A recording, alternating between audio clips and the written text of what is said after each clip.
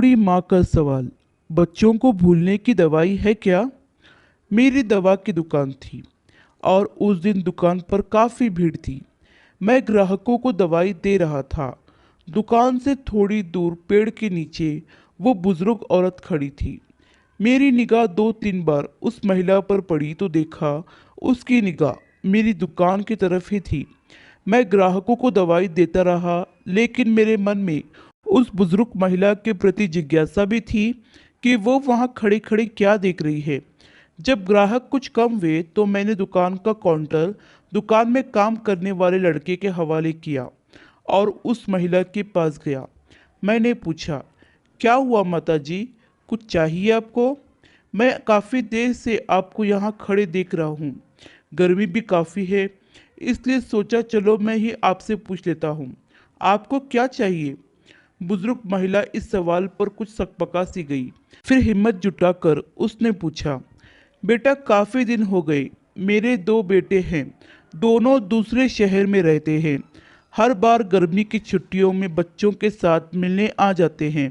इस बार उन्होंने कहीं पहाड़ों पर छुट्टियां मनाने का निर्णय लिया है बेटा, इसलिए इस बार वो हमारे पास नहीं आएंगे।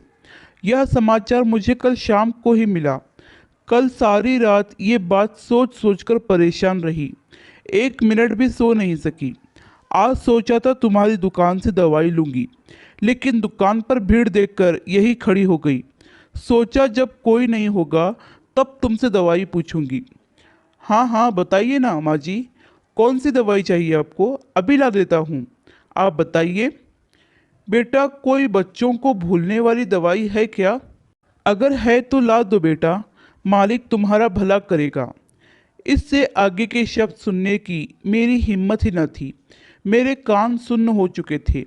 मैं उसकी बातों का बिना कुछ जवाब दिए चुपचाप दुकान की तरफ लौट आया, क्योंकि उस बुजुर्ग महिला की दवा उसके बेटों के पास ही थी, जो शायद विश्व के किसी भी मेडिकल स्टोर पर नहीं मिलेगी।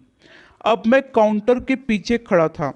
मन में विचारों की आंधी चल रही थी, लेकिन मैं उस पेड़ के नीचे खड़ी उस माँ से नजरें भी नहीं मिला पा रहा था। मेरी भरी दुकान भी उस महिला के लिए खाली थी। मैं कितना असहाय था, या तो ये मैं जानता था या मेरा भगवान। अब जब भी अपने शहर में ये सुनता हूँ कि इस बार गर्मी की छुट्टियों में हम गांव न जाकर कहीं और घूमने जा रहे हैं, तो वो पेड़ के नीचे उन माताजी की वेदना अंदर तक झंझोड़ देती है। यह कहानी जो संसार में माँ के प्रेम की वेदना का एहसास करा रही है। आशा करती हूँ कि कहानी आपको पसंद आई होगी। कहानी पसंद आई हो तो लाइक, सब्सक्राइब और शेयर